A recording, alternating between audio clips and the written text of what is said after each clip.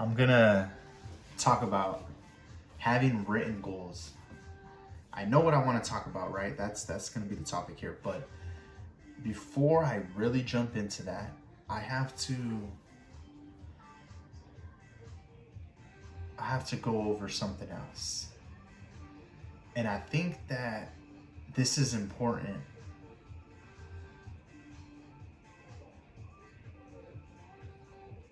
This is important when you get to a certain point in life, or like you get to a certain place with goal setting.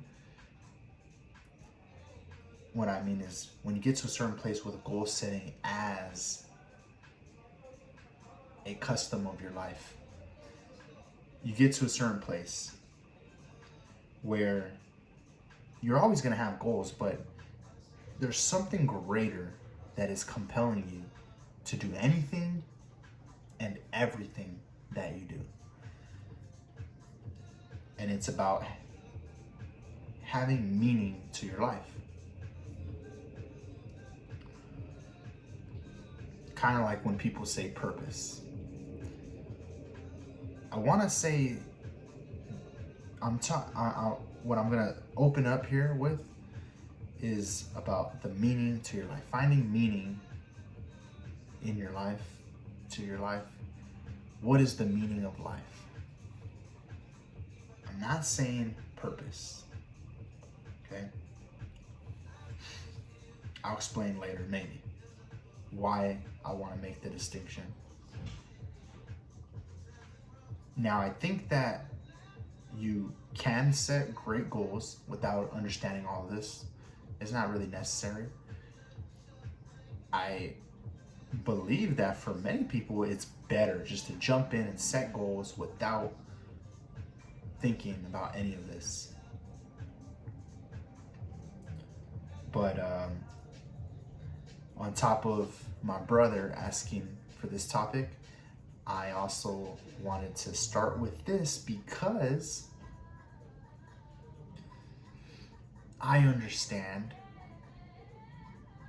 how important it is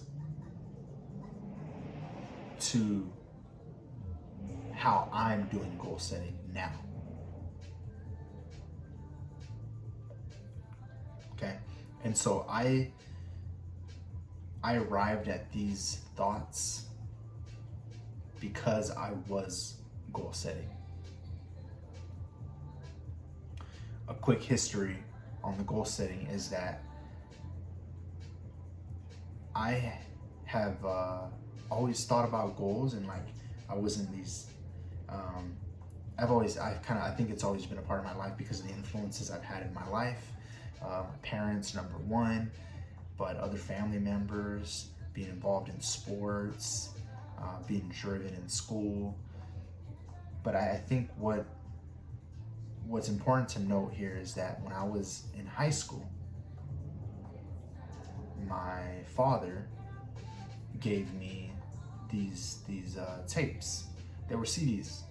We still called them tapes at that time, but they were CDs of Brian Tracy's Psychology of Achievement, and it's kind of like self-help material. You listen to audio, and I was like maybe already a senior in high school or something, or this may have been, I might have been like a senior in high school.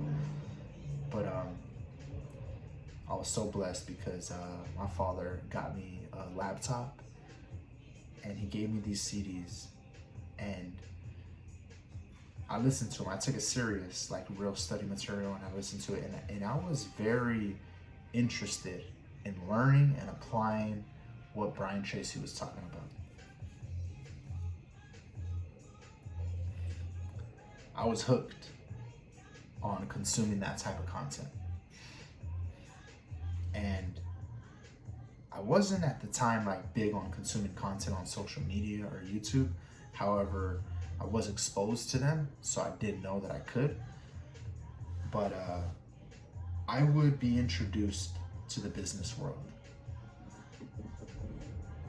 Kind of like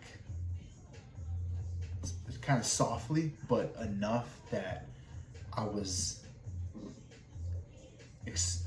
enough that I was being I was being reinforced in my drive to improve myself. Because in the entrepreneurial world and in business world, like, personal development is huge, and so a lot of people are about it, right? They consume that type of content, and they're always trying to make themselves better and better, and it becomes a language that you speak, it becomes a whole perspective in life. And so when you relate to people on that, you drive a deeper connection with them, but then you realize you gain respect for each other, right? And that helps kind of like drive a deeper relationship.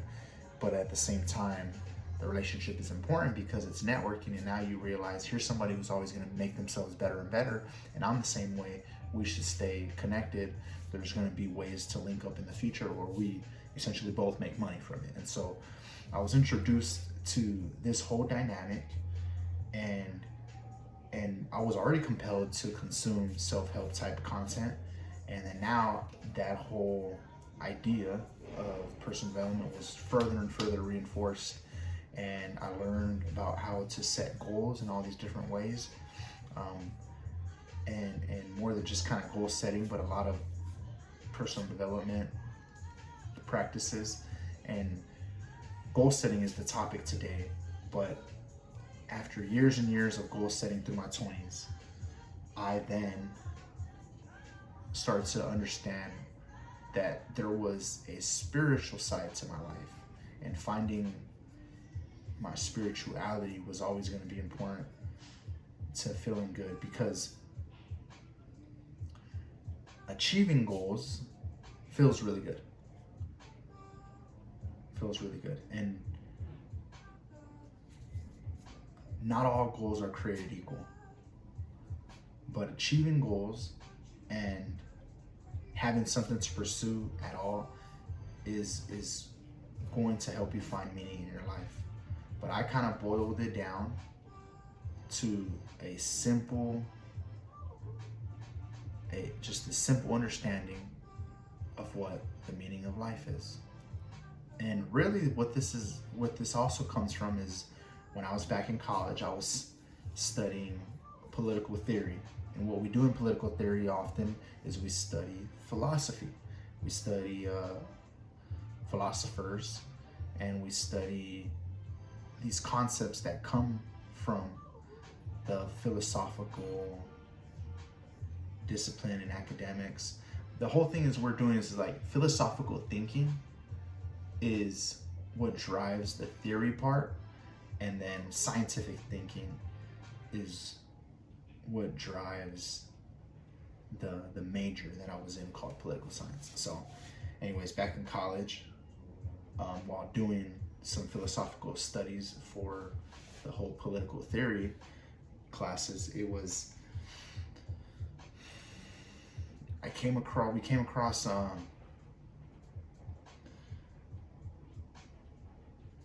Aristotle's understanding of the meaning of life. And the way that he thought about it was, you know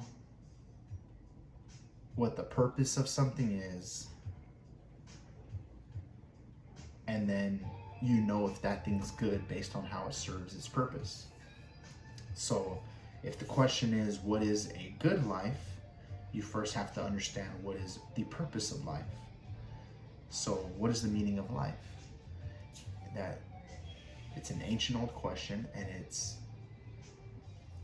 kind of like this fundamental question that people reach at a certain point in their life, when they're in a certain place where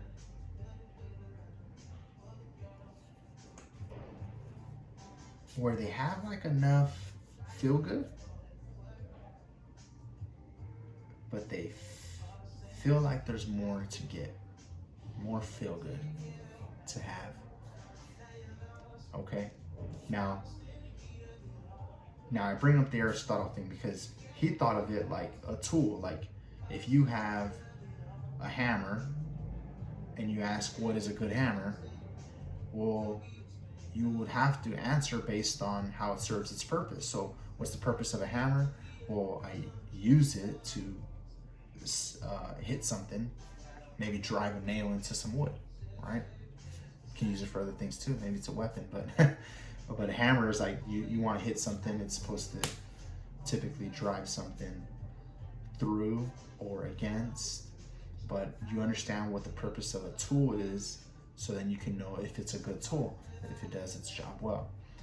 So that was his type of thinking, and he approached the question, what is the meaning of life, that same way. And he said, what is the purpose of life? And what he ends up coming up with, and in the book that he wrote around this, that becomes kind of like this not religion, but it kind of becomes like a big part of the Greek culture, the way they thought that way. But what it is he explains that a virtuous life is a good life, and then he goes to talk about which virtues specifically make the good life. Okay, that was his thing, right? Now, taking something like that, taking other ways of thinking like that, other people's responses to the question, from literatures in college, from self-help book content that I was consuming, and then from my own experiences setting goals through all my 20s, I had started to look for where spirituality played a role, because spiritually I needed to know what the meaning of life was, so that I could know what a good life would be for me specifically. And then that's how I would go to set my goals. Okay, if I understood what a good life would be for me, then I could set goals that were best for me, for goals that were best for giving the life that I wanted to. Achieving a goal is great, but not all goals are created equal. And so chasing a certain goal may feel good for the sake of pursuing and for the sake of achieving. But does it help me design the life I want? And truly what became important was designing the life I want. And that's what I'm all about, living intentionally. So I need to start this whole conversation with this idea of the meaning of life. And you find meaning in your life with love and happiness. That is what I boiled it down to as the simplest understanding. Love and happiness. And to break that down just one layer deeper, before we get carried away, just one layer deeper, the love and the happiness is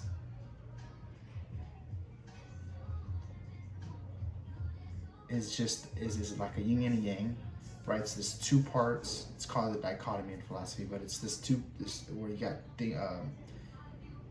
things, it's split into two, and these things are kind of opposites, but kind of related, and are kind of necessary to each other. Okay, kind of like you don't know what hot is unless you know what cold is. Okay, so the yin and the yang of love and happiness is about you doing things for yourself and you doing things for others. Okay, love is where you do things for others without regard for benefit to yourself. Okay, happiness is what you regard for yourself. So ultimately, anything that you do for yourself is you're doing it for happiness. Anything you do for others without regard for benefit to yourself is doing for others. And I say that specific definition, love is doing for others without regard for benefits to yourself, because you can do things for others with the anticipation that you will have a benefit for yourself. But that's not love. When you're doing things for love, you're doing without regard for benefit to yourself. So you have to be doing it for the sake of love, and without even thinking whether or not you are going to benefit from it. So I make that specific definition because you have to understand the difference. Because in business, a lot of times we're trying hard to find the win-win situation. We want to see where the win-win situation is. My experience in sales, that's what it was all about. You're having conversations to see the win-win.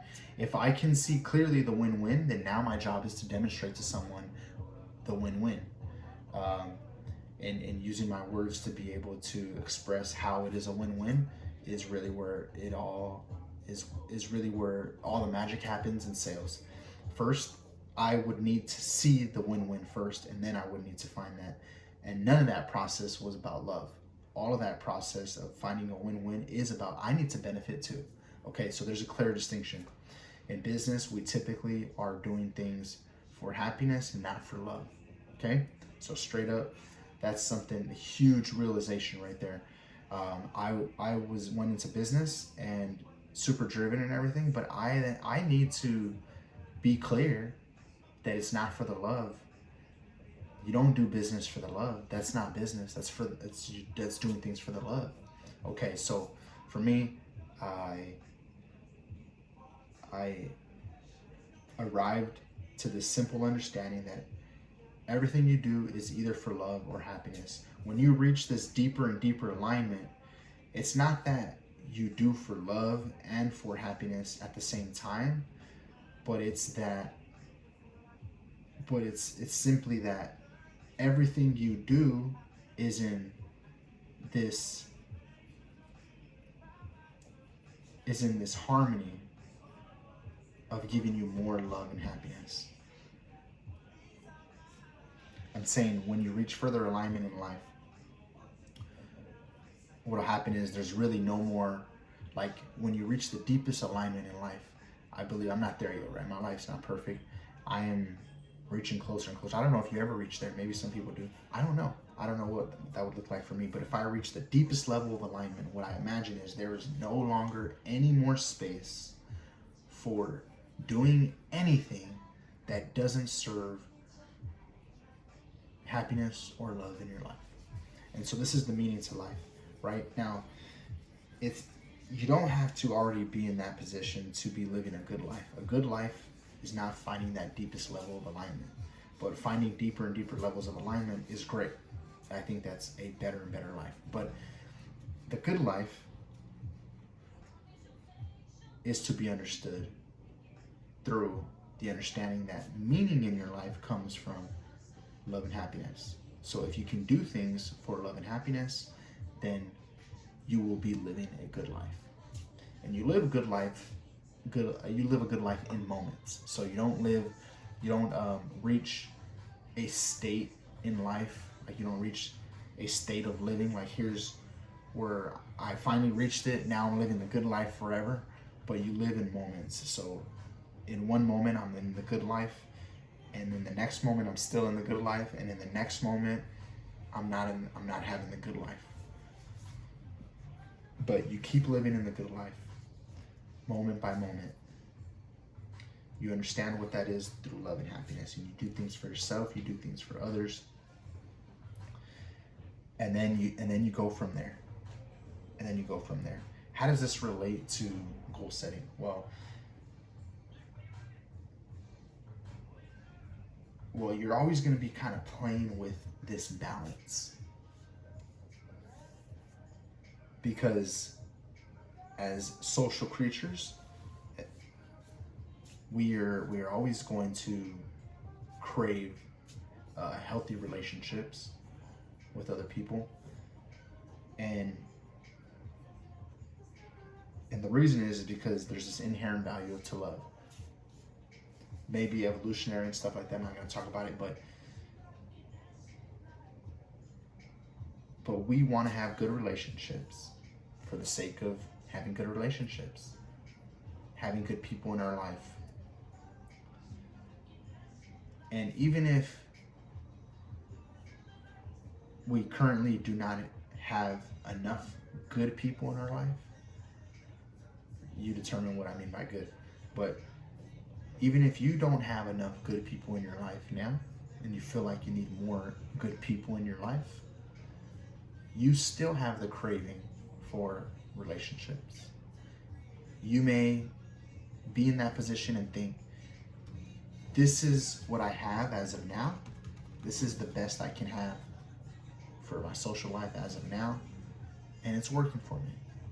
But I know I need better, and I will work towards having better relationships. So love there's inherent value in love for us in life, but you also have to take care of yourself, right? So when you want good relationships, you have to feed into the relationship. And when you do it for love, you do it without regard for yourself, and you have to balance that with doing things for yourself. The way that I write my goals is to have this page. You can do this written, or you can do this on electronically, like I have it on a Google Doc. But you got 6 boxes, and each box is going to represent something different, a different area in your life. I got this from Patrick Bet-David, who is the founder of Valuetainment YouTube channel. Posted a video like 8 years ago. I've been watching him for a long time, and in that year he posted a video that was called the One-Page Business Plan, and he talked about having these different areas in your life, and he gives a lot of instruction about how to do goal setting. He's coming from the idea of business planning, right? But I found it helpful. I started doing it, and I've always kind of written goals this way ever since. So through these past 8 years, that's how I've been doing it. I don't think it needs to be to the level of detail that he's talking about. It could, like, the details could be a little bit different, but the idea is that you're having different goals for different areas of your life. Okay, and to give you like mine, for example, I have personal development, social life, health, work and professional life, spirituality, and financial. And these are 6 boxes that I use. You can title whatever you want, and you can think about whatever area of life you want. Like, each person should design this the way they want to, but this is how I do it. And to me, personal development is number one. Like, making yourself better and better is what's going to help you improve any other area of life. So that's where it starts, but I do give it its dedicated box. And all of this, right, anything about goal setting is personal development, but you need to find specific things that you're working on for yourself, or you need to find systems. You need to think along a structure to improve yourself. And it's kind of like you're setting up personal development programs for yourself. And this is what is going to drive the other boxes. So for me, I put that number one. It doesn't have to be a box for you. My advice would be just making sure that you're clear on what actions you're going to take. Another box for me is the social life, and for me, family is number one. But in general, relationships is what goes in here. And you make goals for what you're going to do in your social life, understanding that what you're pursuing is great relationships. The health box, and I'm talking about physical, mental, emotional health. And my work box, professional box, it can be like job, career, business, if you have a business,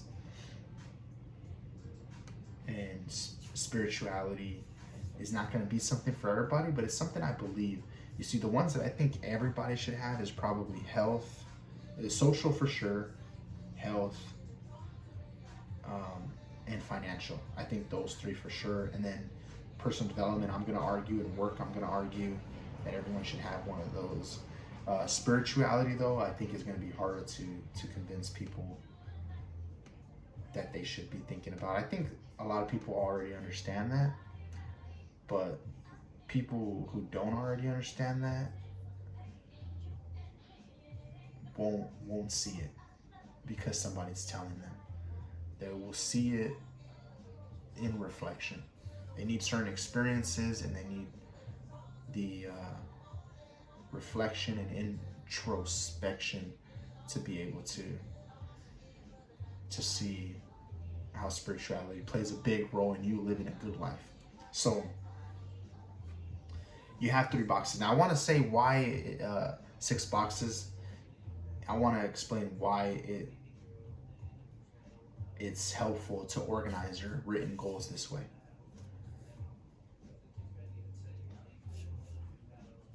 Number 1 reason is you're going to identify values in life. Number 2, you're going to balance the different aspects of life. And number 3, you're going to find the connection between all these different areas of your life and how it's all connected. And so I want to break that down a little more. Like when you go to set goals, whether you know it or not, you're doing it based on your values and what you perceive to be your values, at least. So I think what's important is if you haven't done this before, especially if you haven't written down, not if you never have, but recently you haven't written down your goals, I think it's important to sit down and within 10 minutes just write it out. Like if you were going to adopt this and make your 6 boxes, write something in each box within 10 minutes, quickly. Whatever's coming to mind, you let your intuition, you let your top of mind thoughts guide you with this. But what you will realize is that you choose these things because of what you perceive your values to be. I say it that way, it sounds funny, like what you perceive your values to be. You may think you know, and then you may have to clarify again later. Like you sometimes will have a goal that you're super driven towards, and let's say it's a goal for the year, an annual goal, and you're super driven for 2 months, and then, or longer shit, maybe you're driven for like 9 months, but then you start to feel different. So before you live through the entire time frame of the goal, you end up feeling different about it. And a lot of people will notice, like, I was super driven and now I'm not, and it kind of feels like it's just not that important to me anymore. And I think the reason why that's happening is because of a clearer perception of your values. So you need to be able to understand what you value in life, what's important to you in life, and then you set goals based on that. And I opened up the whole conversation here by talking about my understanding of the meaning to your life being love and happiness. And what I'm saying is, like, I think I already know that's what's all important to everybody, to each person. But how you reach love and happiness in your life, what you do towards love and happiness, is your choice, and it's going to be based on your values. And when you go and you write your goals down and you start to pursue it, you then have the opportunity to take those experiences while in pursuit of your goals and understand it as living according to values. If you start to feel different about a goal, I think you are starting to see what you truly value. You may have set up the goal in the first place because of certain values, and then feel like you need to change the goal because now you're clear on what you value more than the original value that led you to that original goal. So the number one reason why you should organize your goals like this is because it's going to help you identify values in life. You don't need to be clear and think about this a whole lot when you go to write the goals, but it is, I think, very helpful to write out your goals, because you will start to identify the values, what you value in life. It may happen in the process of writing it out. It may happen in the pursuit of writing the goals. It may happen once you sit down to write new goals. But that's the number one reason that I mentioned. Number two is to balance different areas of your life. We know that you need to balance different areas in your life, and that many times when you want to focus a little more in one area of your life, you may have to sacrifice the time and effort you're putting to another area of life.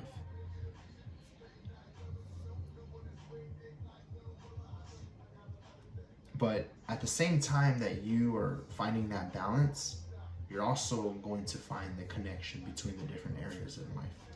And this is huge. Like, the obvious connection is like what I do for work is going to affect how I pursue my financial goals, because what I do for work is how I earn money, and income is how then I can achieve financial goals.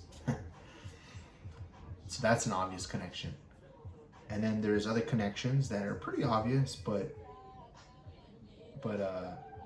your awareness of it becomes stronger and stronger, where the healthier you are, the better performer you can be, the better you do in work, the more money you make. So your health box can influence your professional life, which can influence your financial box. So you're finding more and more of the connections. And what'll happen is, when you can find the connections and you can find ways to advance more than one box at the same time, you're going to reach this deeper level of alignment in your life. So instead of having to think of the trade-offs and having to split up your time between advancing towards one of the goals in one of the box and advancing the goals in another box, you're going to think about doing things that actually advance the multiple boxes at the same time. Like, for example, if it's important for you to get some exercise, it's important for you to spend time with your family, and then you decide you're going to go for a walk with your family once a week, you're going to advance yourself in two boxes at the same time. You're going to improve your social life because you're doing things with your family, and then you're going to improve your health by staying active, going for walks. That's something actually real in my real life. So that's an example of doing it. Now, take that even further. It's like when you make the commitment to do something consistently, you have to exercise discipline. So at the same time that I'm doing something for my health and doing something for my family, I'm exercising discipline to stay consistent with it. And that commitment itself is an aspect of personal development. So now I'm also advancing a personal development box, sticking to it. So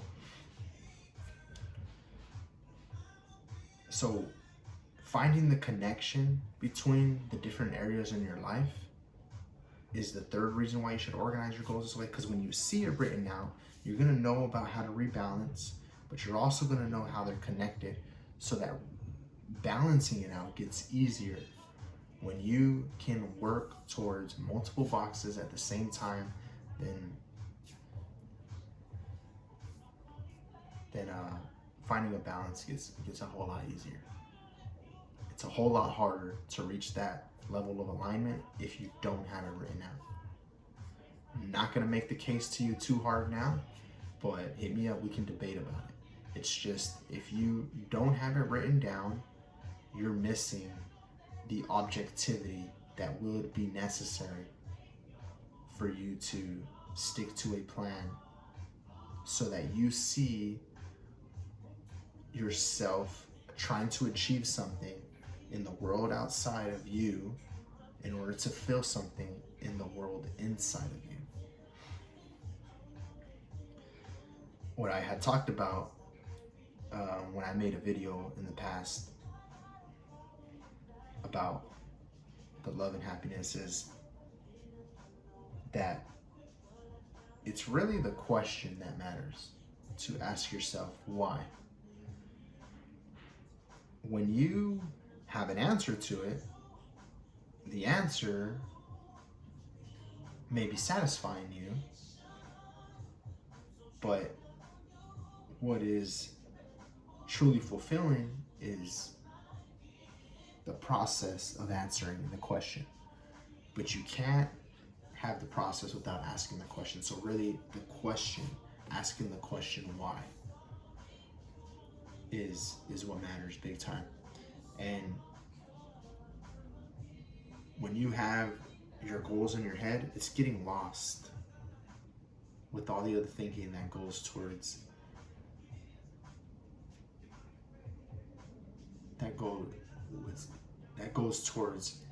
answering the question why live life at all. Because there's purpose to life. When you find meaning to your life, you understand why to live. When you write the goals down, and that can exist outside of you in the real world, not just in your imagination, and it has the objectivity that you can set a plan to and commit to, and you start to understand, like, I'm doing these things in the world to feel something inside. You can now determine whether those things outside of you is serving you on the inside the way you want it to, the way it's supposed to.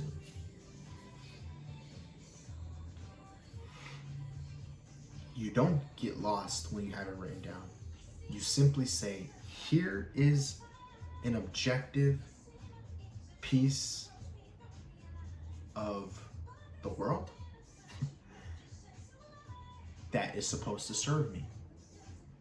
And if it's not serving me, then I need to modify it or replace it. But I cannot depend on it to do what I need it to do. That's why it's important, most important, to write the goals down, because then you can have some goals. You can look at it like an objective piece of the world that is to serve you. And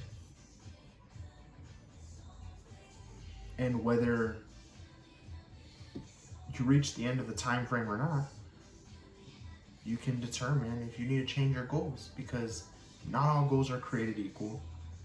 Having goals is great. Having some goals is better than having no goals, but you can have a better goal. And it's not like the more ambitious the goal, the better, or the more achievable the goal, the better, but the goal has to serve you like a tool. So that's pretty much covers the most of what I want to talk about. To be honest, I kind of ran out of juice here, and I feel like I was delivering a whole lot more fire when I tried the first time around. But as you'll hear me explain in another video that I already posted, I had a big old blooper where I recorded myself talking for a whole hour. I was talking, and I recorded it on time lapse. So there's no sound to it. It's 25 seconds long, like me just moving my head and hands while I'm talking. It's all in fast motion, because it's just a time lapse video, and there's no way to actually convert it. There's no way to convert it back, because the way that a time-lapse video is recording, it's only capturing 2 frames per second. So you go to slow it down on any type of video editing tool, it's going to be like, it's you go to slow it down, it's just gonna show the frames at a slower pace, but it didn't capture all the frames, so it's not gonna capture every millisecond of me talking and stuff. So yeah, I tried it anyways, so I already proved it. But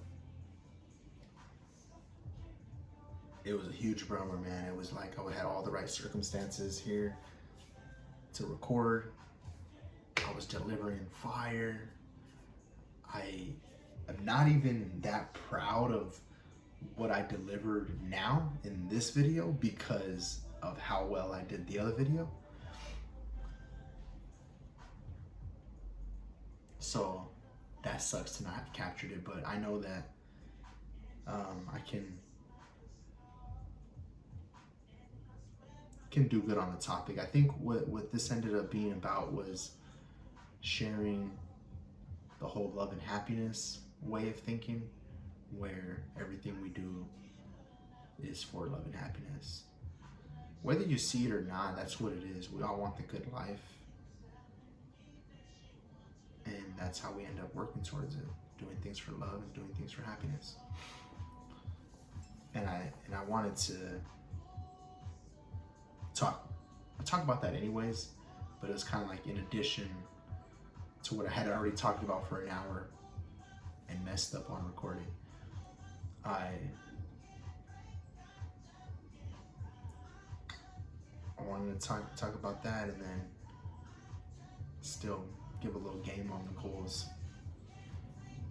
I hope that you find some value in me sharing this, and let me know what else you would like to hear me talk about or expand on. I think it's more important that I make content that you want to consume than make content that I want to create.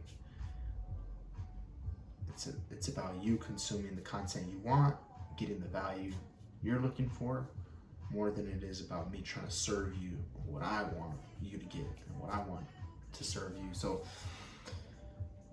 please, if you watch this, say something. But ultimately, I'm gonna keep recording content for the sake of putting content up, to try to start up the conversation, to try to initiate the interaction here, and to just really be vulnerable, allow you into my world without me even knowing that you're doing so, allow you to get to feel me, see who I am, and make our interaction a lot more comfortable.